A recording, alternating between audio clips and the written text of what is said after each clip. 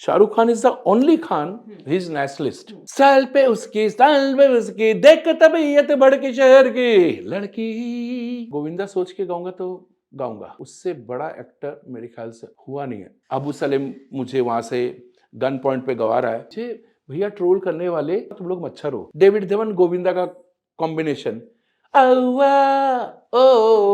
हमारी कंट्री से खाएंगे, हमारी कंट्री से सब कुछ कमाएंगे, फिर हमारी कंट्री को वहां जाके गाली भी देंगे।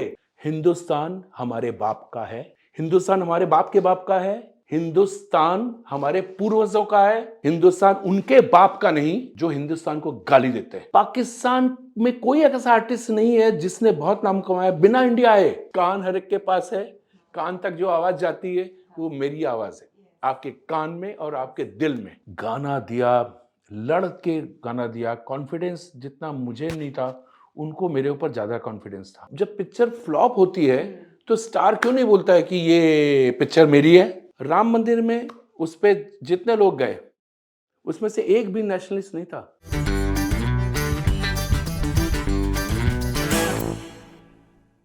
Hello and welcome to Bollywood Thikana. मैं हूं खुशबू हजारे। ऑटोबायोग्राफी ऑन ठिकाना में आज जो पर्सनालिटी हमारे साथ है, ये बहुत ही यंग एज में मुंबई आ गए थे सिंगर बनने। जेब खाली थी लेकिन टैलेंट और जज्बा भरपूर था। हर रोज ये खुद के लिए यही मैनिफेस्ट करते थे, जो भी चाहूं वो मैं पाऊं, जिंदगी में जीत जाऊं। इन्होंने कड़ी मेहनत की, स्ट्रगल इतना कि महीनों तक एक टाइम भूखा रहना पड़ा, रिजेक्शंस भी झेले, लेकिन पेट की भूख पर भारी पड़ी काम की भूख। इन्होंने काम बहुत किया और इतनी लगन, इतनी मेहनत की कि एक दिन स्टार बन गए। जब ये स्टार बने तो इन्होंने भी दुनिया को कह दिया, I am the best, I am the best, I am the best. और दुनिया ने भी माना, yes you are the best. आप समझ ही गए होंगे मैं किसकी बात कर रही हूं। हमारे साथ है एवरग्रीन गानों के सिंगर, जिनके गाने और स्टेटमेंट्स दोनों ही सोशल मीडिया पर ट्रेंड करते हैं, अभिजीत भट्टाचार्य जी। अभिजीत दा, welcome to Bollywood Thikana. Thank you. Abhijeet the singer. Yes, Abhijeet da the singer in bold letters. जी। आपका 80s का एक अलग दौर रहा, वही मैं का वो वाला एंगल और वो वाला लाइफ जानना चाहते हैं। 80s में कैसे करके यूं करके इधर घुस रहा हूँ, इधर घुस रहा, कभी पेंटल साहब के लिए गा रहा हूँ, कभी असरानी साहब के लिए गा रहा हूँ, कभी पता नहीं किन के लिए गा रहा हूँ। सब लोग क्लेम कर रहे हैं अच्छा अच्छा अच्छा मैंने इसको ब्रेक दिया। कैसा ब्रेक था पता नहीं। तो वो 80s की तो बात मत कीजिए। सर मैं ये मानती हूँ कि 90s में जो अभिजीत दा चमके हैं वो 80s के स्ट्रगल की वजह से ही चमके। वो स्ट्रगल तो फिर जिंदगी भर लगी रहती है। एक होता है स्वीट स्ट्रगल और एक होता है मतलब खतरनाक स्ट्रगल। मैं आज जिस एरिया में बैठा हूँ, आपका जो स्टूडियो है यहाँ पे तो रोड भी नहीं हुआ करता था। ये सामने लोखंड वाला है। ये स्ट्रगल की बात कर रहा हूँ। और कभी कभी मैं खुद की अपनी मार्केटिंग भी कर लेता हूँ क्योंकि आजकल बहुत ज़रूरी है। सभी करते हैं सर। हाँ, क्योंकि अगर मैं आऊँगा तो आपकी टीआरपी बढ़ती है। अब मैं खुद की टीआरपी इस तरह से नहीं बढ़ा रहा हूँ। मैं ये कह रहा हूँ कि जिस एरिया में आपके जो स्टूडियो में बैठा हूँ, नीचे उतरेंगे तो यहाँ पे सबको मालूम है कि यहाँ पे आप उंगली देख के पॉइंट आउट कर सकते कि ये अभिजीत दा का है। अच्छा। ये जर्मन शोरूम ये जो चलिए अभिजीत दा का है। अच्छा। ये इस बिल्डिंग में सब ये रहते हैं, फिल्म एक्टर, डायरेक्टर्स, और ऊपर का जो पेंट हाउस है टॉप फ्लोर वो अभिजीत दा का है। तो स्ट्रगल यहाँ पे भी किया जब यहाँ पे कुछ नहीं था। पैदल रास्ता नहीं था, कुछ नहीं था। तब इधर भी मालूम पड़ेगा कि यहाँ पे एक म्यूजिक डायरेक्टर है और एक वो है, उनको मिलने आता था। तो जिन गलियों में पैदल चल के काम मांगा था, रिजेक्शंस भी झेले थे, बहुत मूड भी खराब हुआ, स्ट्रगल भी हुआ, आज उन्हीं गलियों में प्रॉपर्टीज हैं अभिजीत दा की। ये एक इंस्पिरेशन है आज की जनरेशन के लिए। लेकिन उसके लिए उतनी कड़ी मेहनत करनी पड़ती है। आपको कैसे इतनी पावर आई कि यार करना ही है बस? मतलब रिजेक्शंस भी देखे होंगे, बहुत दिन डिप्रेसिंग भी गए होंगे कि नहीं हो रहा यार, क्रैक नहीं हो रहा है। हुआ ना। तो इसलिए मैं बोलूँ 80s का मत कीजिए क्योंकि 80s में ऐसा था, 80s में मुझे ब्रेक मिला। और फिर ऐसा हो गया कि अब या तो भाग जाओ, तो मैं नौकरी ढूंढने लगा 80s में। इतना बड़ा ब्रेक मिलने के बाद पंचम दा आर.डी. बर्मन ने मुझे ब्रेक दिया। देवानंद साहब ने this the voice of horn. तो हुआ, पता नहीं पिक्चर रिलीज हुई कहाँ हुई क्या हुई, मैंने कहा अब क्या करूं, नौकरी, अगर मुझे नौकरी करना ही था तो मुंबई में, तो मैंने कहा वापस जाता हूं, कानपुर जाऊंगा तो जो लोग मुझे छोड़ने आए थे वो तो मुझे देख के बोलेंगे अरे वापस आ गए, ये होता ना वापस आ गए। तो कानपुर में तो कभी ऐसा था नहीं कि हमारा घर था, हम किराए पे थे जी। हमेशा किराए पे रहे। एक्चुअली बंगाली ज़्यादातर लोग आप देखेंगे कि सब सेटल होते लेकिन किराए वराए में ही रहते, मकान बहुत कम बाद में बनाते। सो हम किराए के घर में थे जिसमें जब मैंने छोड़ा तो 27 रुपए किराया था। और आपकी पूरी फैमिली रहती थी? हाँ जी जी जी, हम लोग 4 भाई, उसमें से बड़े भाई चले गए, तो डिफेंस में थे और हम लोग 3 भाई रह गए थे। 22 से 27 हुआ जो रेंट, उसमें तो चाकू छुरियां चल गई थी। अच्छा। मतलब नौबत, अरे 5 रुपए बढ़ा दिया रेंट, ये इस हालत में हम लोग रहते थे। फोन तो होता ही नहीं था, ठीक है। लाइफ में सपने देखते रहे, सपना तो वहां पे देखा मैंने, सजोए इधर देखे उधर। हम लोग चारों भाई अपने अपना फ्यूचर सोच रहे हैं। बड़े भाई निकल गए डिफेंस की नौकरी में, वो जबलपुर में पोस्टिंग हो गया। मेरे सेकंड ब्रदर वो स्टेट बैंक में, वो भी अच्छी तरह सेटल हो गया। सब सपने देख रहे हैं। मेरे ऊपर का भाई जो मेरे दोस्त जैसा है वो भी लेदर टेक्नोलॉजी, वो भी निकल गए। अब मैं फारिग हो गया कि बस अभी कोई टेंशन नहीं है, मेरी कोई बहन नहीं है, कुछ नहीं है, कोई सर पे जिम्मेवारी नहीं है कि मुझे ऐसा कुछ करना है, रिस्पॉन्सिबिलिटी नहीं थी। तो मैं भाग गया घर से, सबको कह के, सब भागने में सब लोग मुझे छोड़ने आए थे। म्यूजिक की आपने कानपुर में ट्रेनिंग ली थी क्या? जी जी, बहुत ट्रेनिंग ली। मम्मी से? नहीं, किसी से नहीं। मेरी मम्मी को यही नहीं मालूम कोई इतनी अच्छी सिंगर थी। हाँ, कभी भी नहीं उन्हें मालूम। तो ऐसे ही वो गुनगुनाते थे क्या? जी जी जी। हाँ। खाना बनाते बनाते हवा में उड़ता जाए, अभी मैं सोचता हूँ मम्मी ये करती थी। अच्छा। अभी तो लोग ट्रेनिंग लेके करते। हाँ। हवा में उड़ता जाए, वो गाती थी इस तरह से। इतने कठिन कठिन रविंद्र संगीत बंगाली गाती थी जो अभी मैं गाता हूँ, रिकॉर्ड करता हूँ, तो मैं सोचता हूँ कि ये मम्मी ने गाती थी। अब तो उनको कभी मालूम ही नहीं कि वो इतना अच्छा गाती है। तो वो बिना तालीम या उस तरह का कोई सोच नहीं था कि उनको सिंगर बनना था या कुछ। तो वो मेरे रगों में है, वो मेरे जीन्स में है, वो हमारी फैमिली में है। सो मेरे सभी भाई बहुत अच्छा गाते हैं। अच्छा, पिताजी भी जी जी, बंगाली। पिताजी सुनते बहुत अच्छा थे और शिक्षा बहुत अच्छी देते थे। अच्छा। बहुत क्रिटिसाइज करते थे। अच्छा। अरे नहीं नहीं नहीं, रफ़ी रफ़ी है, मन्नाडे मन्नाडे, आए आए। किशोरदा को नहीं मानते थे वो उतना, उनके लिए किशोरदा। तो फिर बाद में उनको समझाया मैंने। एक दिन अचानक बोला मैंने, बाबा, बंगला में, बाबा ये गाना सुनो अमर प्रेम का। कुछ तो लोग कहेंगे छोड़ो बेकार की बातों में कहीं बीत न जाए रहना। तो पिताजी ऐसे करके सुन रहे, ये जो छोड़ो बेकार की बातों को, ये किशोरदा का बज रहा है रेडियो में, और पिताजी ऐसे करके सुन रहे हैं।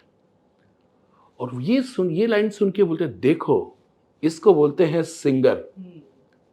तब तक वो रफ़ी साहब और मन्नाडे के सामने किसी को नहीं मानते थे। अभी उनको नहीं मालूम था किशोरदा है। मैंने कहा देखो ये होते सिंगर, आप कह रहे ना, देखिए गले की हरकत देखिए। हाँ हाँ वही। तो उन्होंने कहा किशोरदा है, तो उनकी आदत थी फिर लुंगी पहनते थे, लुंगी का करते करते निकल गए। तो मुझे आज भी याद है कि इस तरह का होता है। तो अभी भी होता है। अभी क्या होता है कि दो ग्रुप बन जाता है, जो होता है ना कि फॉलोअर्स एंड लॉयलिस्ट, जैसे फुटबॉल में होता है, आईपीएल में होता है, वैसा सिंगर्स में भी होता है। कभी कभी घर पे ये हो गया था कि सिंगर या द स्टार, ये हमारे घर पे जंग छिड़ा था, जो जंग अब चल रहा है। ये था कि मेरा भाई बोलता है कि ये गाना अगर अमिताभ बच्चन नहीं होता तो ये गाना इतना हिट नहीं होता। तो मैंने कहा नहीं, ये किशोर कुमार का गाना है। तो वो जंग तब तक चल रहा था। भंग का रंग जमा हो चकाचक, फिर लो पान चबा। अगर किशोरदा ने ये नहीं किया होता, अगर नहीं किया होता, अरे ऐसा झटका लगे जी, बच्चन साहब का ये गाना नहीं होता और बच्चन बच्चन साहब का वो रंग नहीं दिखता। ऑडियो में इतना ज्यादा विजुअल दिया उन्होंने, किशोर दा ने इतना विजुअल दिया, इतना विजुअल दिया। कुछ तब मैंने कहा देखिए ये किशोर कुमार का गाना है, और मेरा भाई बोलता है ये अमिताभ बच्चन का गाना है। आज मैं वही कहता हूँ, लग जा गले के दिल में। एक चीज बताइए, हीरोइन कौन थी? नहीं मालूम आपको? हाँ। आप सोचेंगे, गूगल करेंगे, नहीं था, किसी को नहीं मालूम। क्योंकि लता जी ने बनाया गाना। गाना ये करेक्ट है, मेरी आवाज ही पहचान है, चेहरा ये बदल जाएगा, नाम गुम जाएगा, आवाज ही पहचान है। जिसने लिखा ये सही लिखा था, कुछ सोच के। ये दिल न होता बेच, कोई नहीं बोलेगा, किसी को नहीं मालूम हीरो कौन है, सब बोलेंगे किशोर कुमार का गाना है। आप सही कह रहे हैं, बट एक रीजन ये भी है कि वो दौर कैसेट और रेडियो का दौर था, और जब गानों की अनाउंसमेंट होती थी या कैसेट मार्केट में आती थी वो सिंगर्स के नाम से, म्यूजिक डायरेक्टर्स के नाम से बिकती थी।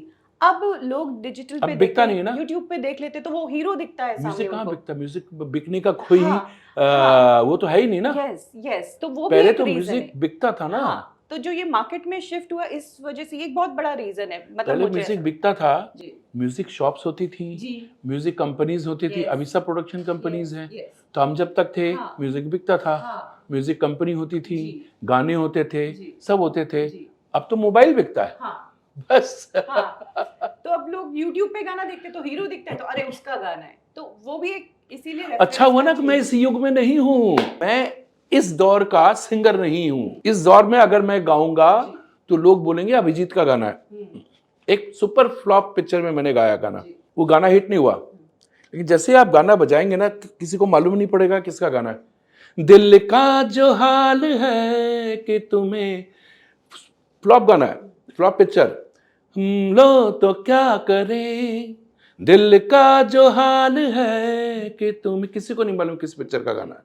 बेशरम, रणबीर कपूर, किसी को मालूम है? अभी आपको मैंने याद दिलाया, लेकिन अगर गाना फ्लॉप से फ्लॉप गाना बजेगा भी ना तो उनको मालूम है कि ये किसका गाना है। Property belongs to the music company, rights उसके पास होते हैं, हमको रॉयल्टी नहीं मिलता, लेकिन कान हर एक के पास है, कान तक जो आवाज जाती है वो मेरी आवाज है, आपके कान में और आपके दिल में।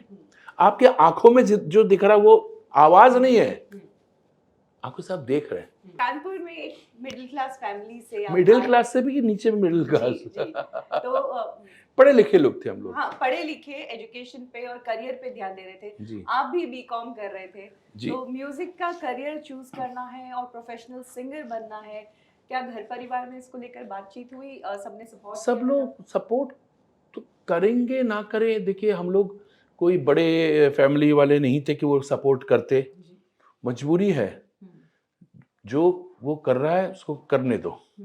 और मैंने प्रूव कर दिया कि जब मैं पढ़ाई कर रहा हूँ तो हमारे और बिहार में जो बोर्ड होता है ना सबसे टफ होता है, फर्स्ट क्लास लाना मतलब 60%, वो अभी पता नहीं कैसा है, तो हमारे टाइम में ये था कि 60% मतलब 100% वो IIT, मेडिकल और CA, मतलब इसमें उनका कि वो लोग हो जाएगा उनका। मैंने प्रूव कर दिया, मेरे पिताजी बहुत खुश हो गए कि ये हमारे परिवार का पहला लड़का है जो फर्स्ट क्लास लाया हाई स्कूल साइंस में।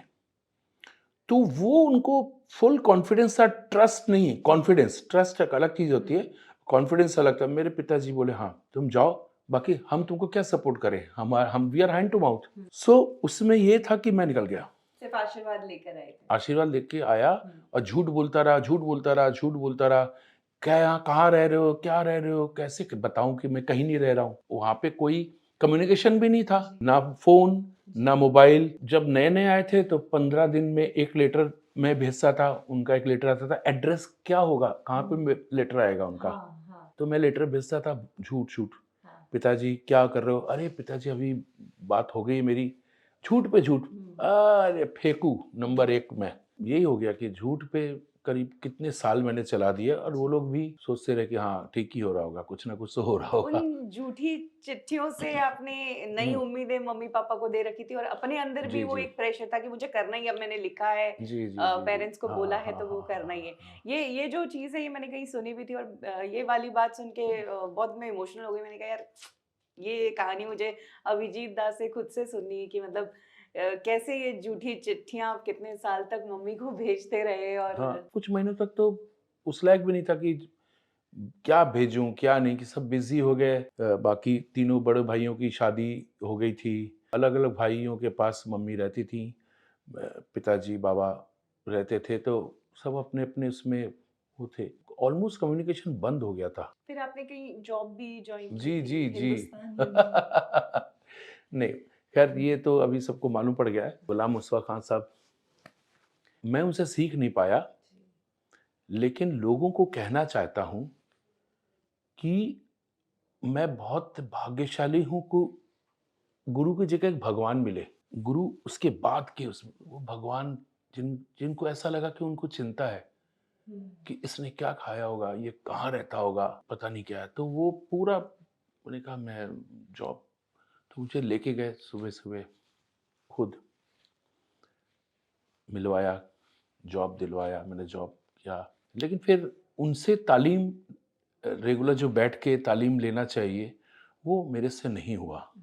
और जब मैं उस लायक हो गया कि अब मेरा, अभी ये मैं रिवील कर रहा हूँ क्योंकि मैं इतना ऑनेस्ट हूँ इन सब मामले में। आई वॉन्ट कि आपके यहाँ पे मैं रिग्रेट करूँ। मैं अपने आप को तो माफ़ नहीं कर सकता, लेकिन मैं खान साहब जहाँ पे भी होंगे वो तो आशीर्वाद दे ही रहे हैं। वो मुझे माफ़ करेंगे कि जब मैं उस लायक हो गया कि मेरी गाड़ी, मेरा ड्राइवर, सब कुछ था, तो उनके पास जाके बैठ भी जाता था, अगर उनके चरणों में जाके, तो बहुत कुछ सीख लेता था। लेकिन वो टाइम जैसा बदलता है ना, मुझे उनकी ज़रूरत नहीं पड़ी ना, तो उनको को भी ज़रूरत मेरी, ऑब्वियसली वो भगवान है, उनको मेरी क्या ज़रूरत है। तो मैं आज रिग्रेट करता हूँ कि मैं उनके पास जाके सीख नहीं पाया, जबकि मैं उनके सीखने आया था, क्योंकि मुझे ऐसा लग रहा कि अरे अब तो मैं, जो मैं हूँ वही हो रहा है, वही काम होगा, ये होगा। उसके बाद उनकी बेटी की शादी हुई, ये काफ़ी उनके बेटों के साथ मिलता हूँ, लेकिन मुझे ये, मैं कभी कह नहीं पा रहा हूँ कि मैं उनका शागिर्द हूँ। ये यही हुआ। मतलब बता नहीं पाई कि आप उनको कितना नहीं, थैंकफुल मेरे हैं? एक्चुअली क्या है कि हर एक में होता, मेरे, मैं इतने लोगों का मेरे ऊपर एहसान है, मैं वो एहसान चुका नहीं पा रहा हूँ। मैं अपने आप को सेल्फिश कहूँ या क्या कहूँ, मुझे ऐसा लगता है कि समय रहते मैं उनके लिए कुछ तो कर सकता था। मेरे जो पहले गुरु थे, दोनों गुरु कानपुर में, वहाँ पे इसलिए नहीं कर सका क्योंकि जब मुझे मंजिल मिल गई तो तब तक वो चले गए थे। अच्छा। नहीं थे वो। और कुछ लोग तो ढूंढे, आज तक ढूंढ रहा हूँ, मिलते नहीं है, ये हैं कि नहीं है। तो ये सब होता है कि कोशिश करता हूँ कि आपके इंटरव्यू से अगर कोई मिले कि हाँ ये हैं, ये यहाँ पे हैं, अभी वो कानपुर में रहते हैं, या अभी वो बंगाल में रहते हैं, या अभी वो मुंबई में कहीं रह रहे हैं, मैं चाहता हूँ कि मैं उनको मिलूं। और वो, उनके अंदर इतना गुरूर होता है कि वो कभी मुझे मिलने नहीं आए। उनको, बहुतों को मालूम है कि मैं यहाँ रहता हूँ। जब आप बहुत बड़े हो जाते हैं ना, तो वो सोचते हैं कि आपको गुरूर है, तो उनका स्वाभिमान जागता है, बोले हम क्यों मिले इनसे, ये तो बड़ा आदमी हो गया। तो उनको बोलता हूँ कि यार प्लीज़ मिले यार, तुम्हारे साथ चाय पियेंगे। चुस्का आधा आधा लेते थे। तो लेकिन ऐसे भी लोग हैं जिनके साथ में आधी चुस्की लेते थे, वो कहाँ है पता नहीं। जिसने मुझे पहली बार माहिम में पैराडाइज ईरानी रेस्टोरेंट के पीछे कुछ प्रेस करने वाले लोग वहाँ पे रह रहे थे, और एक गैराज जैसा था, और रात को उसने बोला था ठीक आज इधर ही ले लो। तो मैंने आज, जब सुबह उठा तो कहाँ जाऊँ ये भी नहीं पता। ऐसे लोगों को ढूंढता हूँ, नाम भी नहीं याद है कि it was like a one night stand, जो बोलते हैं ना, वन नाइट स्टैंड मेरा बहुतों के साथ हुआ है। किसी ने मुझे शेल्टर दिया, किसी ने मुझे रात को लेके गए, चलो इधर चलते हैं, चल तू, हम लोग ट्रेन से यहाँ चले जाते हैं, रात कट जाएगी। तो ये सब चीज़ें मुझे अभी याद आती। ये साइट आपकी देखने को मिलती नहीं है आजकल। जिस तरह का सोशल मीडिया पर आपके लिए चलता है, उससे ये साइट बिल्कुल अलग है। और मैं यही साइट चाहती थी देखना कि जो 80s का एक स्ट्रगल रहा है, वो ये स्ट्रगल था। ये वाकई में रूह कपा देने वाला है। आज मतलब मुश्किल है लोगों को इस तरह का स्ट्रगल करना, करते नहीं है इतना स्ट्रगल। फिर पहला चांस कैसे मिला और कैसे कमर्शियल सिंगिंग में आप आए? चांस मजबूरी में मुझे मिला। कल आना, वो कल आ ही नहीं रहा था कभी। फिर वही पंचमदा का 19 रुपए का कैसेट खरीदा था मैंने, उनको देने के लिए। उन्होंने बोला मुझे को कैसेट छोड़ के जाओ अपना। टीडी का कैसेट खरीदा था। उसके पहले मैं सस्ते कैसेट लेके उस पे अपने गाने लेकिन उसकी क्वालिटी अच्छी नहीं आती थी। उनको दे के आया था के सेक्रेटरी को, और फिर पता नहीं कब सुना, नहीं सुना। और मैं फिर उनके सेक्रेटरी जो उस टाइम थे भरत भाई, जो बाद में श्रेया के साथ सेक्रेटरी थे, फिर मैं बार-बार उनके पास जाता था स्टूडियो में पंचतंत्र में, उनको बोलता मेरा वो टीडी का कैसेट आपने सुन लिया? बार-बार बोलता था टीडी का कैसेट आपने सुन लिया? उसने पंचतंत्र को बोला कि बंदा आ रहा है बार-बार, इसको फ़िक्र है कि उसका कैसेट कहाँ उसमें गाना ट्रांसफ़र है, क्योंकि उसके पास है नहीं। तो एक दिन फिर गया, तो बोले एक बार, वो बोले पंचतंत्र वहाँ खड़े जाके बात करो। मैंने कहा मैं कैसे बात करूँ? बोले जाओ। तो वो मॉनिटर रूम में पीछे बैठे थे वो। मैंने कहा मेरा गाना सुना? टीडी के बोले टीडी के बोले भरत वो टीडी का कैसेट देना। टीडी का कैसेट लाओ। लगाया उधर, इतना बड़ा वो होता है उनका प्रोफेशनल कैसेट प्लेयर जो स्टूडियो में होता है, लगाया, हेडफोन पहना। तुम्हारा गाना कहाँ है? मैंने कहा मेरा ही तो है, ये तू गा रहा है? मैंने कहा हाँ। ये क्या? तो मैंने सोचा कि ऐसा तो नहीं गलत सलत गाना कोई और आ गया हो। तो मुझे याद है कि वो एक गाना था जगजीत सिंह साहब ने गवाया था मुझे काफ़ी ग्रुप में। उसमें मैं उसी ग्रुप में वन ऑफ द वॉइस था, लेकिन वो वॉइस करते करते जगजीत सिंह ने now you sing the main line वहाँ से, और मैंने यॉडलिंग किया, तो उतना ही सुनाना था।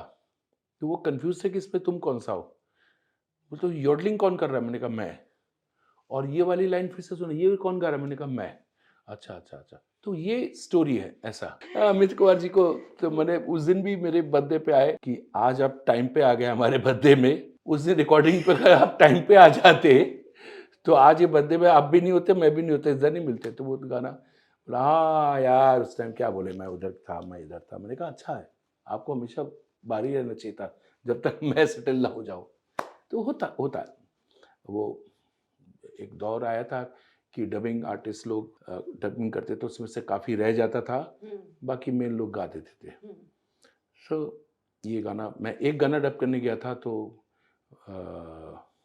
नितिन मनमोहन जो प्रोड्यूसर, आनंद मिलिंद और समीर जी थे, उन्होंने कहा कि नितिन मनमोहन वो तो कुछ नहीं बोलेंगे कि इनका गाना रख दो, क्योंकि रिकमेंडेशन इनका ही था, खुद ही कैसे बोलने कि वाह वाह वाह वाह। तो प्रोड्यूसर ने बोला नहीं, इनका ही रखो, ये रखो, और दूसरा भी इनसे गवा दो। बस हो गया।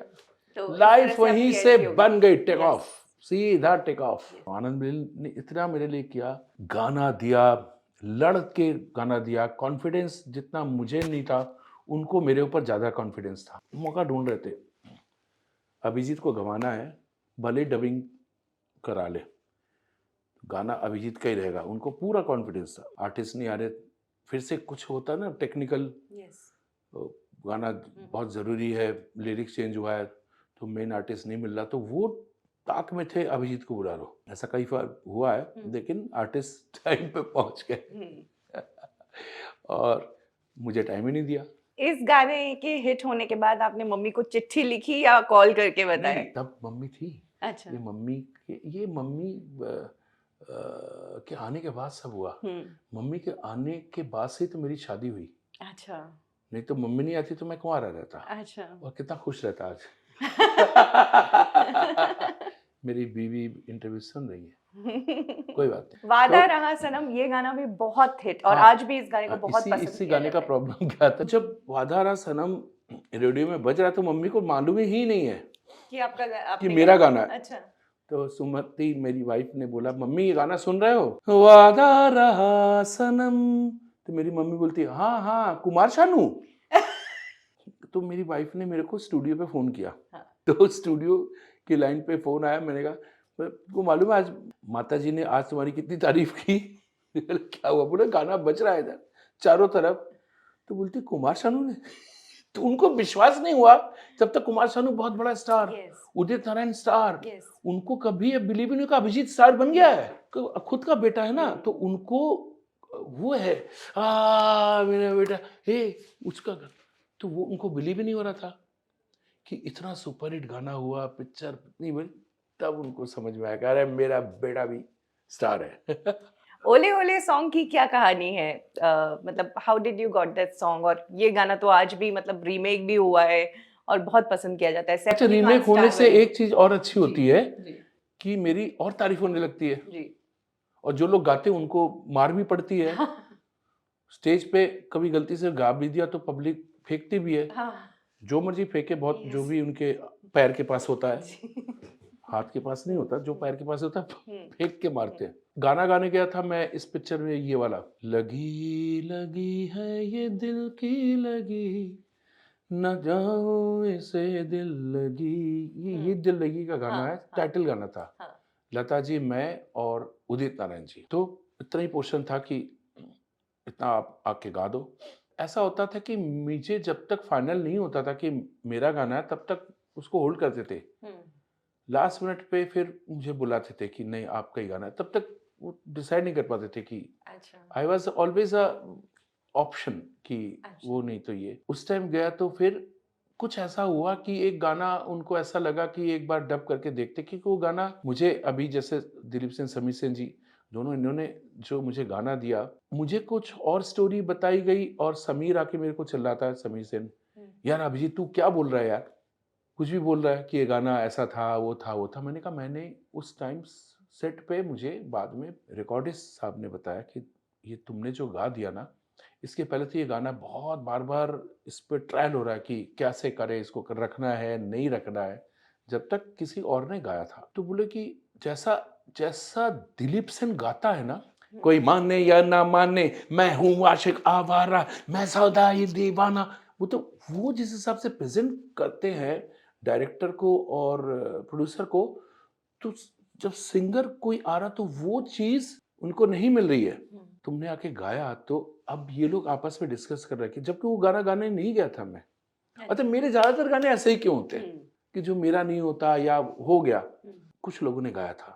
फिर मेरे गाने के बाद फिर रेस्ट इज द हिस्ट्री। और उसने स्टार जी बनाया जी। सैफ अली खान के लिए उसमें करियर का। उस गाने में देखिए एक जगह है, डिफेक्टिव है, जो मुझसे गाया नहीं गया। एक सांस पे ओले ओले, माने ना कहना पागल मस्त पवन सा दिल ये ढोले, ओले ओले ओले ओले ओले ओले, एक सांस पे मैंने गाया। यस अब वहां पे मैं जब एक ये लड़की देखो मेरा दिल दीवाना बोले, ओले ओले ओले, तो ये जो एक साथ एक लाइन में हो रहा, मेरे से हो ही नहीं रहा था।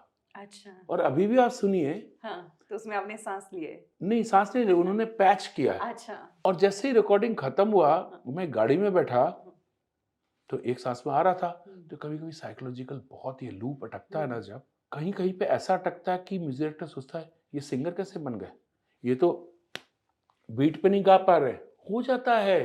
तो ऐसा हुआ एक या दो बार, और उस टाइम ये एक छोटा सा पैच था, मुझे सांस लेना पड़ा। तो ब्यूटी ऐसी थी कि वो, तो मैं रिव्यू ऑनेस्टली बता रहा हूँ कि ये गाना मैं जो म्यूजिक डायरेक्टर चाहते थे वैसा नहीं हुआ।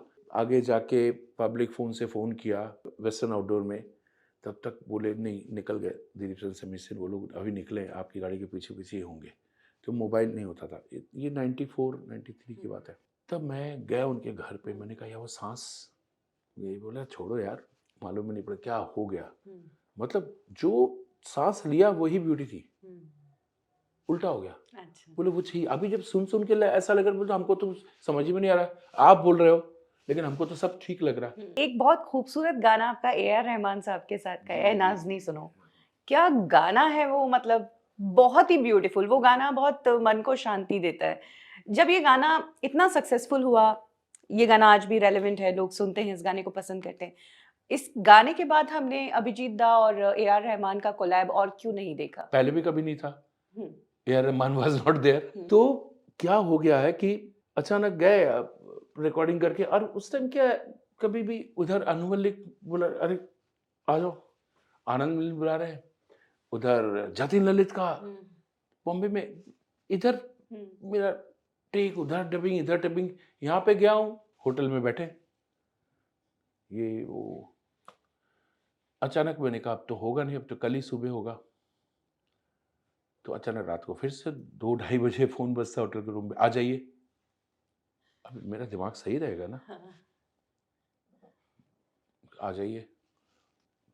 क्या करूँ? आ जाइए। मैंने कहा सो रहा हूँ। सुबह गया तो ही वाज़ नॉट देयर, क्योंकि आदत ही नहीं है मॉर्निंग में मतलब सिस्टमैटिक काम करने का, हम्म, हमको आदत है। हाँ, अब क्रिएटिव के नाम पे, क्रिएटिविटी के नाम पे और इसके नाम पे आप कुछ भी कीजिए कि रात को हम 3:43 पे हम टेक करेंगे, तो वो सब हमको नहीं समझ में आता। दूसरे दिन उनके शायद विश्वनाथन या कोई कृष्ण मूर्ति जी है, जिन्होंने ये गाना मुझसे गवाया।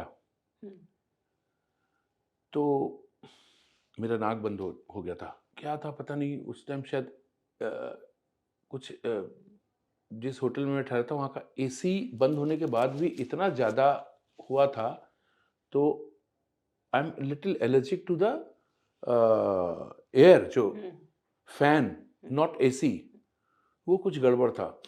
तो सुबह मेरा नाक आँख सब बंद हो गया। मैंने कहा अभी क्या करूँ, नाक भी बंद है मेरा, ये बोलता गा दीजिए, गाना चाहिए जल्दी।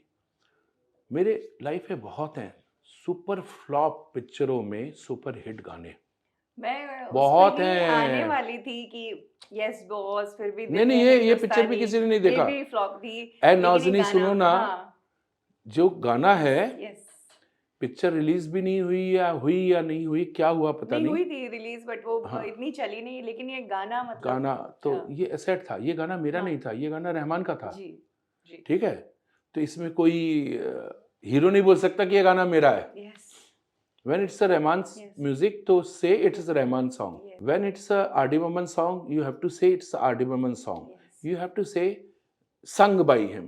रंगीला में भी आप गाने वाले नहीं थे? वो भी रंगीला में जो ओरिजिनल है वो ओरिजिनल रह गया। Hmm, that was the first time कि मुझे बुलाया गया। हम्म, तो फर्स्ट टाइम आई सॉ कि रहमान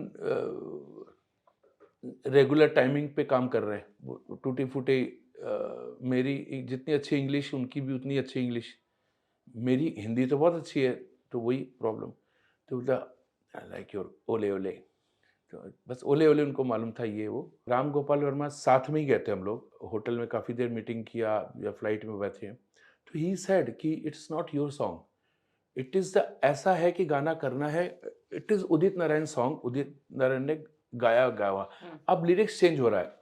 अच्छा, और आप कभी भी यूट्यूब या कहीं पे भी देख लीजिए, इसको गूगल कीजिए, तो जो पिक्चराइज हो रहा ना, हाँ, वो मेरा वॉइस और मेरा अलग ही गाना था वो।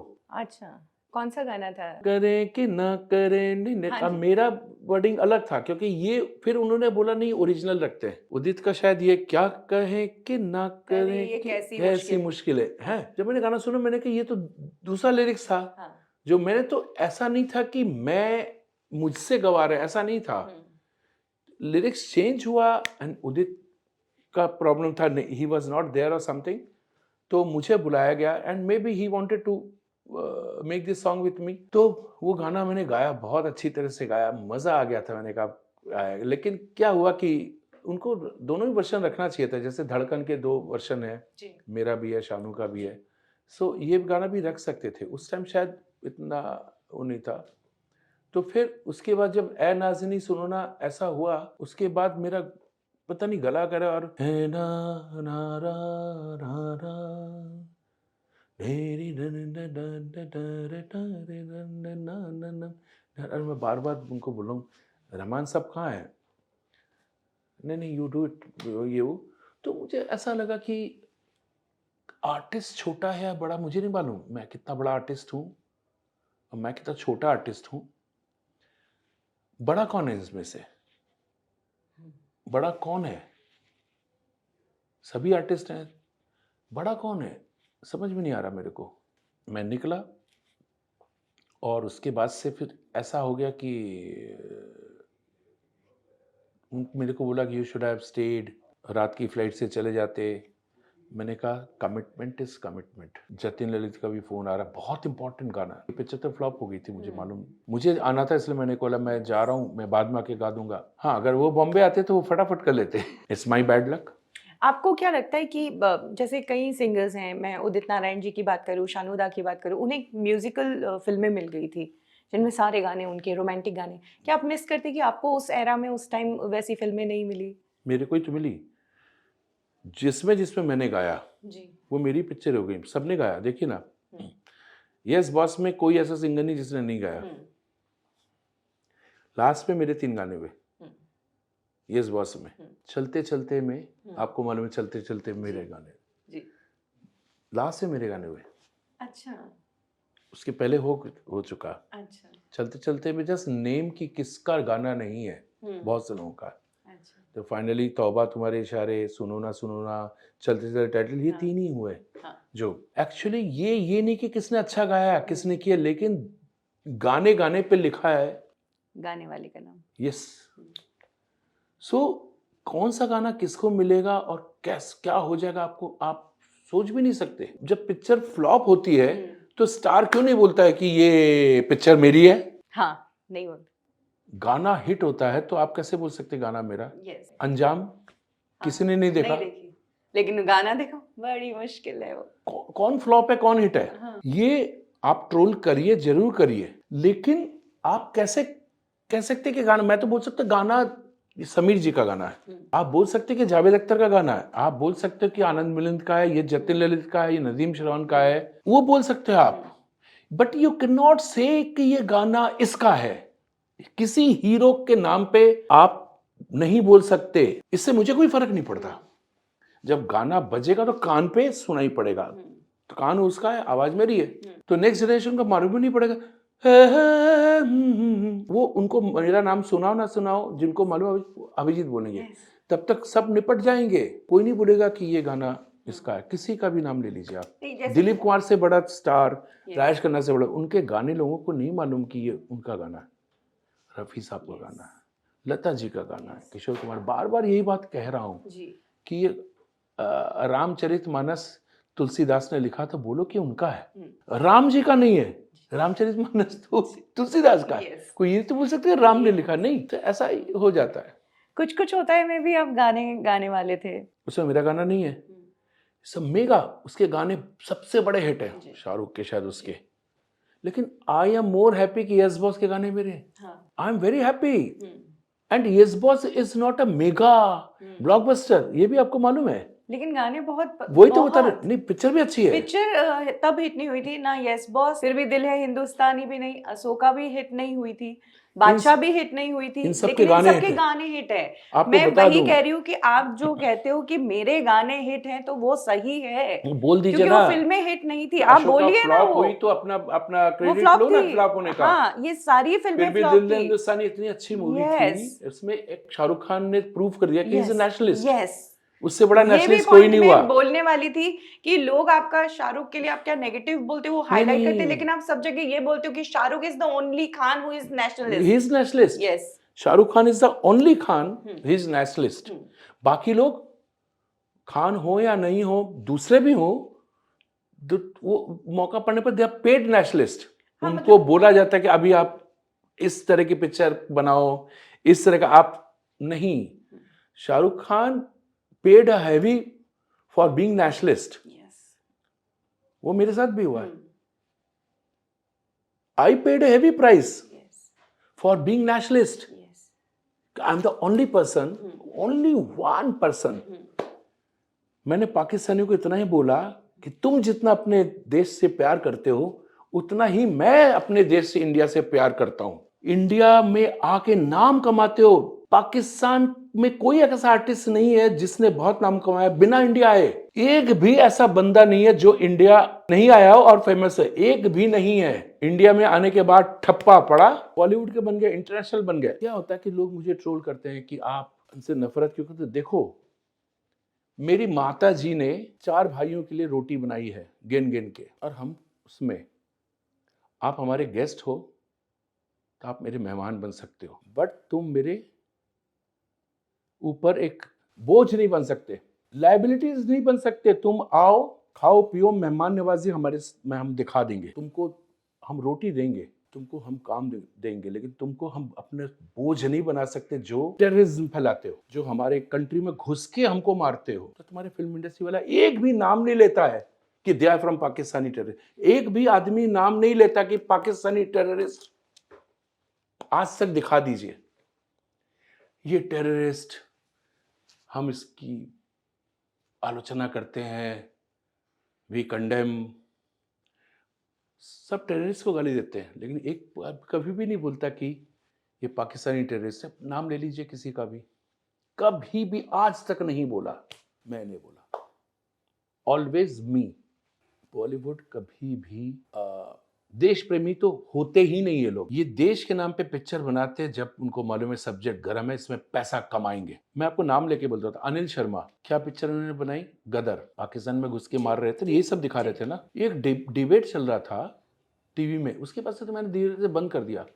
उसमें यही आ रहा था कि उनके आर्टिस्ट को वो उनके फॉर्म में बात कर रहे थे। अब देखिए हिपोक्रेसी देखिए, हम जवान हमारे मर रहे हैं, सैनिक हमारे मर रहे हैं, हम रहे हैं, वो लेके आप पिक्चर बना रहे हैं क्योंकि हम मर रहे हैं। आप उसको कैश कर रहे हो। यस, फिल्म ने कमाया भी बहुत। और ये नहीं सारे लोग करते हैं। जब भी कोई भी वो ट्रेजेडी को हाईलाइट करते हैं कि हम कितना मार खा रहे हैं, टेररिस्ट ने हमें मारा है, उसको वो लोग कैश करते हैं।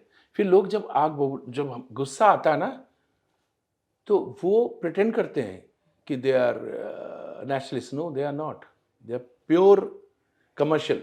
शाहरुख खान को कभी आप बोल नहीं सकते कि ही इज कभी भी उसने एंटी इंडिया बात किया, ये किया, वो किया है। बाकी लोगों ने तो करके दिखाया है, बाकी लोगों ने तो करते हैं। पाकिस्तान से इनको बुलाओ, इनको काम दो, इसका गाना इससे डब करवा दो, इससे इसे कर दो।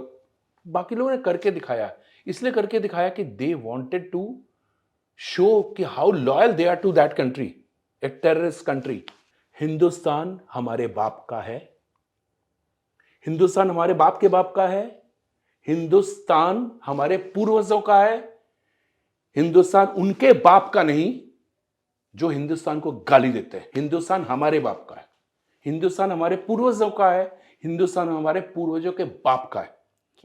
एक तरफ सिंगिंग और एक तरफ अभिजीत दा की ये इमेज, काफी कंट्रास्ट है ये। अक्सर लोग इस तरह की चीजें जब करते हैं तो कई लोग ऐसे ब्लेम करते हैं कि यार पब्लिसिटी के लिए कर रहे हैं, यार बिल्कुल कर रहा हूं, वायरल होने के लिए कर रहे हैं। मैं पब्लिसिटी के लिए कर रहा हूं, और ये इतना अच्छी चीज है कि मैं गाली भी खा रहा हूं। गाली कौन दे रहे हैं? एंटी नेशनल लोग। पब्लिसिटी मैं चाहता हूं, पब्लिसिटी से मैं कहना चाहता हूं कि गर्व से कहो हम हिंदुस्तानी हैं, गर्व से कहो हम हिंदू हैं। यस, इसकी पब्लिसिटी, इसीलिए मैं कह रहा हूं ना। तो इसमें मेरे को तो लोग एंटी हो जाते हैं ना।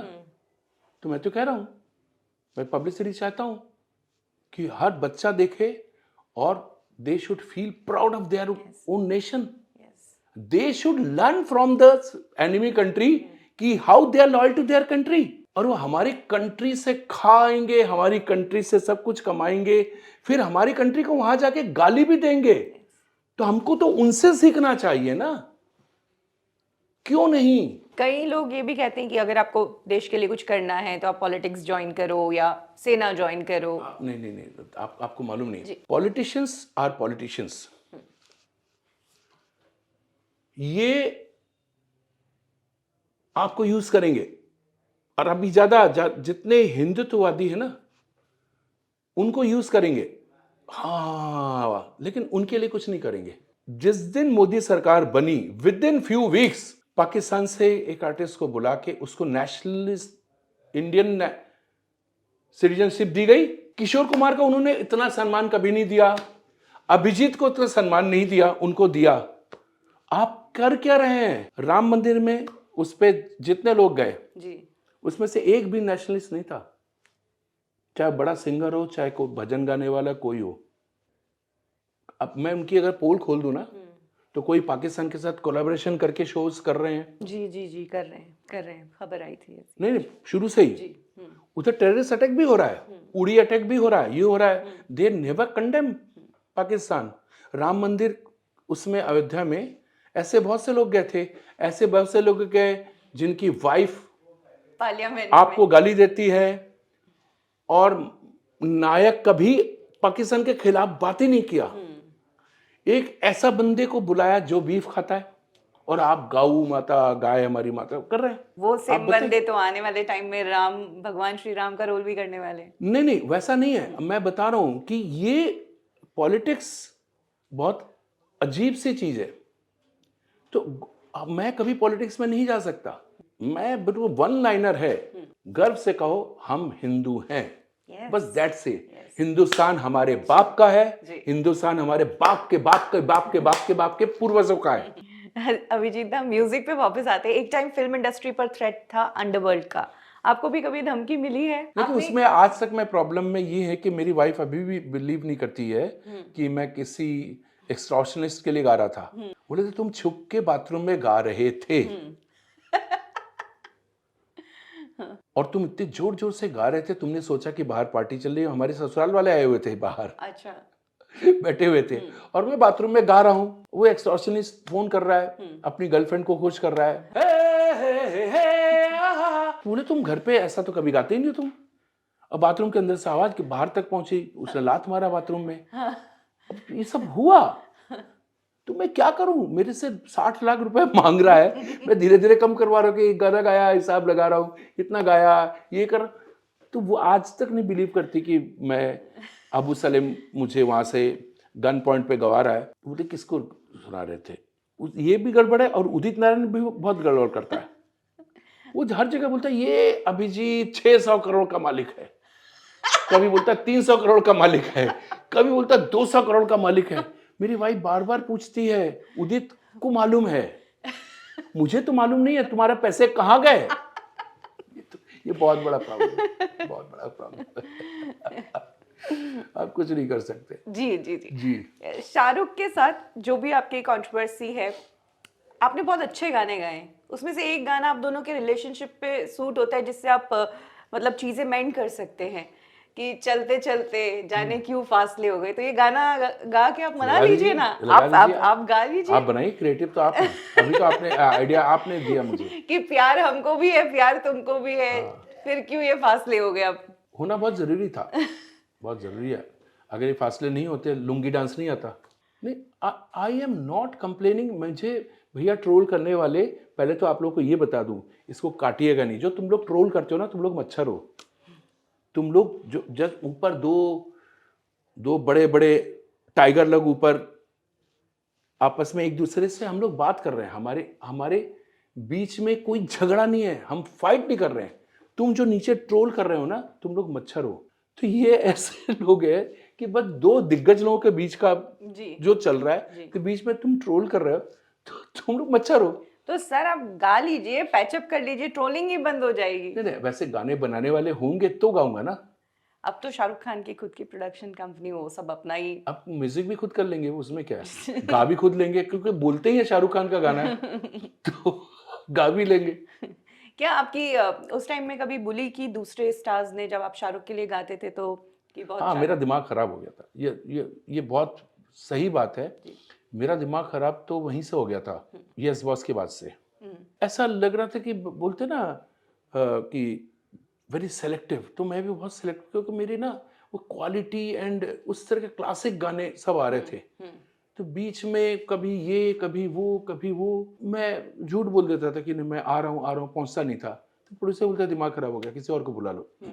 तो मैंने ऐसे ही शायद गलत डिसीजन लिया था। मैं इतना लॉयल हो गया था अपने काम के लिए एंड बीइंग ओनली शाहरुख्स वॉइस, क्योंकि जब भी मैं किसी भी फिल्म में मैं गाता था और बाकी सिंगर्स भी गा रहे हैं उसी फिल्म में, तो प्रैक्टिकली कोई भी पिक्चर उठा के देख लीजिए, चाहे वो यस बॉस में बहुत से लोगों ने गाया, चलते चलते में बहुत से लोगों ने गाया, मैं हूं ना में मेरा एक ही गाना था, लेकिन बाकी सबके भी हिट हुए। लेकिन मैं जब गाता हूं तो उसकी फ्लॉप पिक्चरों के भी गाने भी मेरे चले। तो मुझे ऐसा लगता है कि ये मुझे नहीं करना, मुझे I am in a very comfort zone. तो मैं यहाँ से निकलूंगा नहीं। और तो मुझे दूसरे लोग अच्छे नहीं लगते थे, मुझे कोई नहीं अच्छा लगते थे। बस वो हो गया था, मेरा दिमाग खराब हो गया था। वो पता नहीं, मैं अपनी जगह करेक्ट था, बाकी जो लोग गलती कर रहे तो मैं क्या करूँ। मैं अपनी जगह करेक्ट था।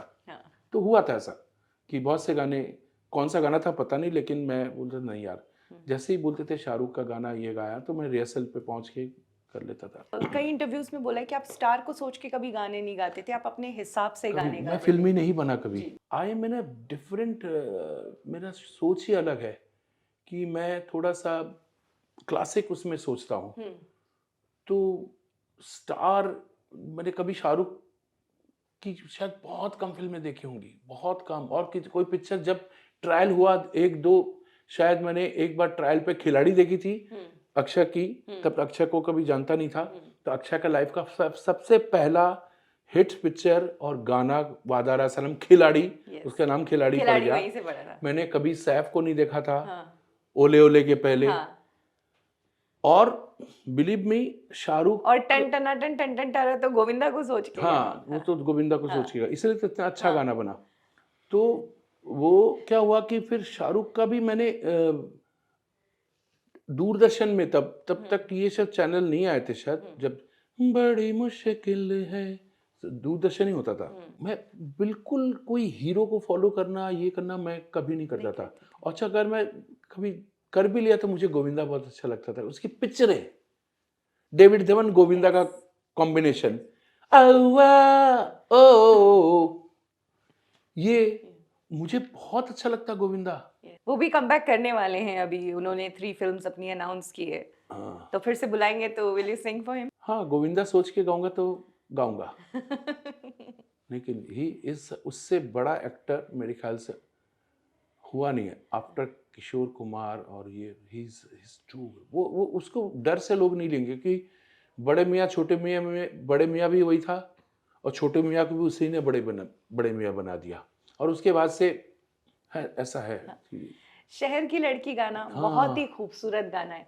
ये गाना एक्ट्रेस पे पिक्चराइज होना था, तो इस गाने में कैसे एक एक्ट्रेस वाली अदाएं डाली, मेल वॉइस जो एक एक्ट्रेस के लिए गाना गा रही है, तो इसको कैसे आपने डिफरेंशिएट किया दूसरे गानों से? पढ़ते पढ़ते गाया था, अच्छा। तो बाद में ट्रेंड हो गया, लोग ऐसे ही गाने लगे। हाँ।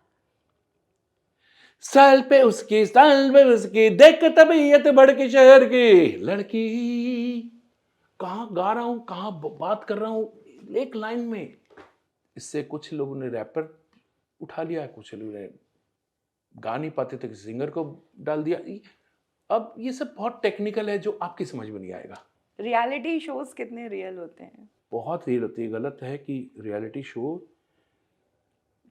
जो शो में जो हो रहा है उस पर आप मत जाइए, लेकिन रियलिटी शो के स्टेज पे जब एक सिंगर पहुंचता है ना, वहां तक पहुंचने में जब कंटेस्ट शुरू होता है ना, ये अभी के जो लोग दिखाते हैं ना, इतने व्यूज इतना व्यूज इतना व्यूज, उनको बोलो किसी रियलिटी शो के ऑडिशन में पास होके दिखा दे।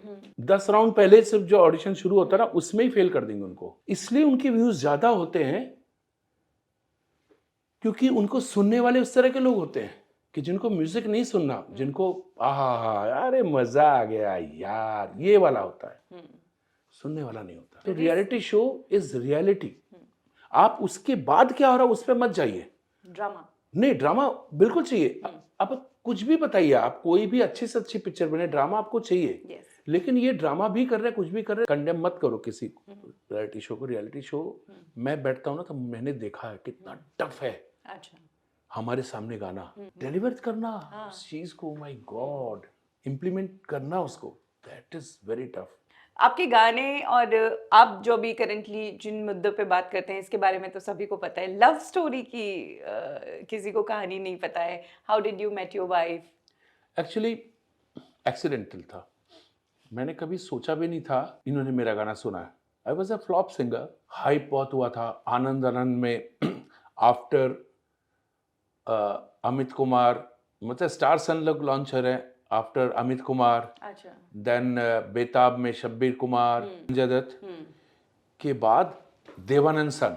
तो ऑब्वियसली मैं भी हाइप हो गया। आर डी बर्मन का म्यूजिक, देवानंद का बेटा लॉन्च हुआ है, उसके लिए मेरी वॉइस, तो हाइप बहुत हुआ। पिक्चर गई आई गई नहीं बोल सकते, आई नहीं आई गई बोल ही नहीं सकते आप। आई नहीं आई। मैं भी कहाँ जाऊं, मैं समझ भी नहीं रहा कहाँ पिक्चर लगी है। अच्छा। तो पता नहीं, अजीब सा किस्सा था। और उसी बीच इतना फ्लॉप होने के बाद 84 में फ्लॉप हो गई और अचानक भूल गए लोग। और 87 में कोई मुझे मिले, ने आपका आनंद आनंद का गाना सुना है, मैं झटके से मैंने कहा,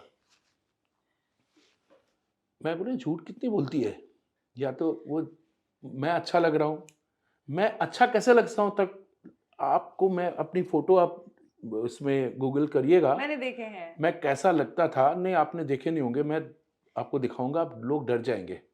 वीरप्पन से भी दुबला और वीरप्पन जैसी मुझे, ये अंदर मैं अपने बॉडी में थोड़ा सा दिखाने के लिए शर्ट के नीचे 2 शर्ट पहनता था अच्छा। और पैंट के नीचे 2 हाफ पैंट, थोड़ा सा कि लगे कि हाँ मैं कुछ 40 केजी के आसपास।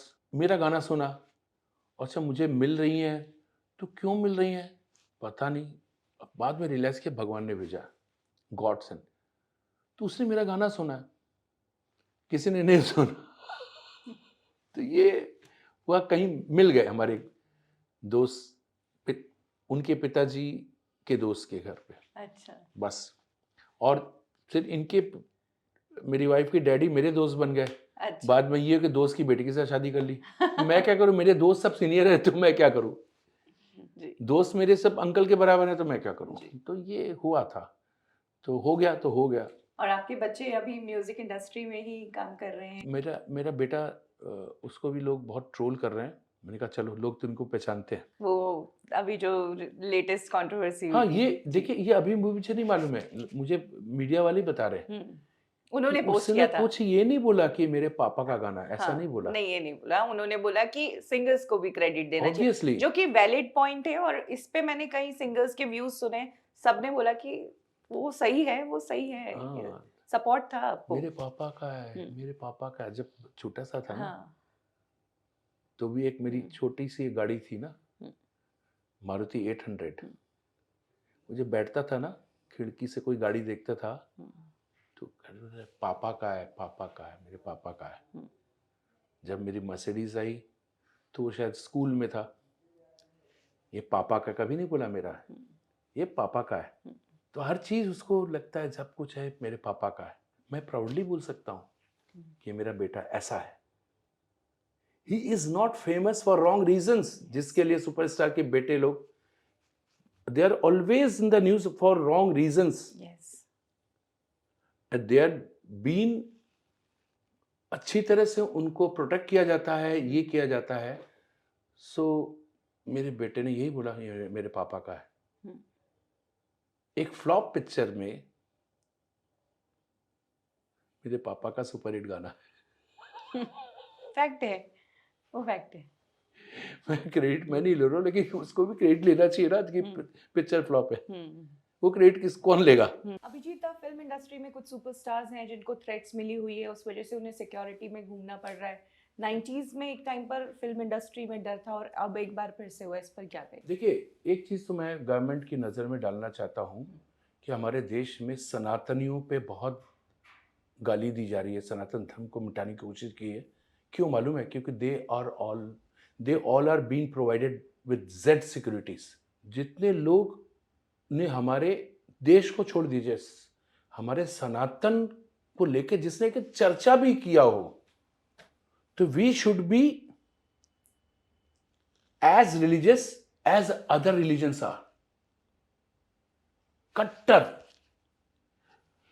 सब रिलीजन, सब धर्म के लोग कट्टर होते हैं।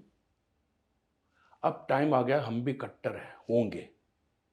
तो आप उनको सिक्योरिटी दे रहे हो, जेड सिक्योरिटी, क्योंकि वो लोग किसी फैमिली से आते हैं, कोई सीएम का बेटा है, कोई ये, और वो सनातन के नाम पे पर्ची फाड़ रहा है कि हम इसको खत्म कर देंगे, इसके मतलब फिर तू जिंदा किसकी वजह से? जेड सिक्योरिटी की वजह से। इनकी सिक्योरिटी हटा दीजिए पहले, फिर इनको बोलिए तुम जो मुझे फ्रीडम ऑफ स्पीच, तुम जो मर्जी करो।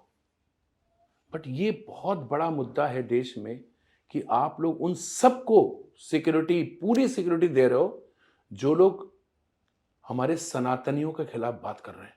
सो इसको बहुत ज़रूरी है, नहीं तो हम लोग क्या है, हम लोग जनता, तो लोग, हम लोग मार खाते रहेंगे, हमारे माँ बाप को गाली देंगे, हमारे पूर्वजों को गाली देंगे, हमारे धर्म को गाली देंगे। इसलिए गाली देंगे कि वी आर अनसिक्योर्ड, हमको कोई सिक्योरिटी नहीं है।